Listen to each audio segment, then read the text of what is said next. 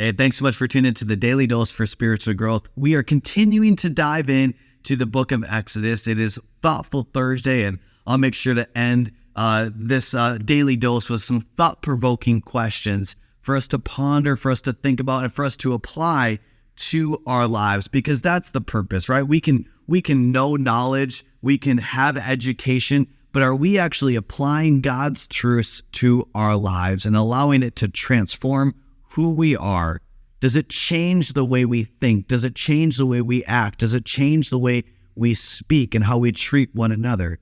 Because if it doesn't, then it's pointless. Anybody can gain knowledge, but what we have to do is be transformed. We have to be renewing our minds and being transformed by His word and His truth and be empowered by that. We'll get into that because that goes right into what Moses was going through at the time. You'll see, like, to give some context here, Moses was under the adoption of Pharaoh's daughter. We talked a little bit about that on Tuesday. And now he grew up in the palace, having the top education. But that top education, whatever he experienced there, was not enough for him to rely on to fulfill what God has called him to do. So this is what God does. At this point now, he is a shepherd. And he's been wandering around in the wilderness and taking care of his father-in-law's sheep. Starting in verse 1 of chapter 3 says this: One day Moses was tending the flock of his father-in-law Jethro, the priest of Midian. He led the flock far into the wilderness and came to Sinai, the mountain of God. There the angel of the Lord appeared to him in a blazing fire in the middle of the bush. If you're not familiar with the Bible, you may be familiar with this story where God speaks to Moses through this burning bush that doesn't consume. Well, this is where it's found, Exodus chapter 3. Though the bush was engulfed in flames, it did not burn up. This is amazing, Moses said to himself. Why isn't the bush burning up? I must go see it. When the Lord saw Moses coming to take a closer look, God called to him from the middle of the bush, Moses, Moses. Here I am, Moses replied. Do not come any closer, the Lord warned. Take off your sandals, for where you are standing is holy ground. And one thing that we can have a tendency to do is rely on our own experiences, our own education, the things that we have to continue to do what we're doing. But I'm a firm believer that God has more. God has more for you, and that we cannot rely on past experiences, past education.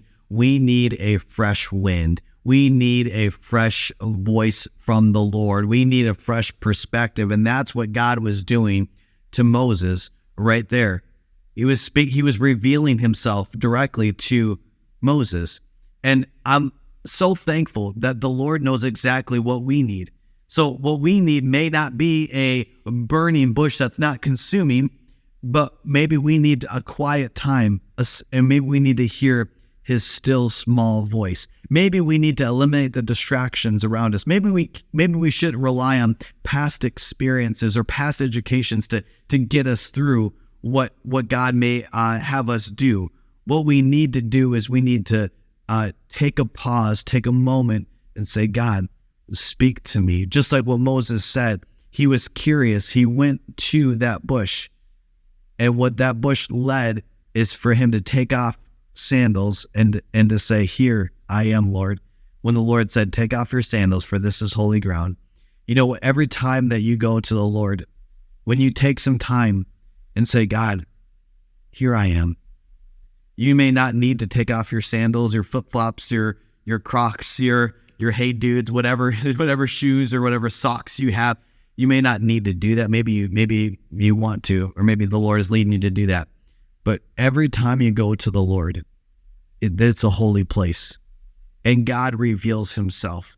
So my prayer today for you and for me is that we don't rely on past experiences and past education, but we experience a fresh voice from the Lord, that we tune out the distractions and tune out our past experiences, and we tune out the distractions, we tune out the excuses that we may have, and we tune into the Lord.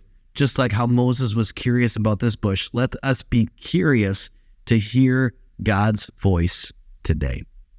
May you hear his voice. May you experience his presence as you choose to listen and tune in to his voice and his presence today.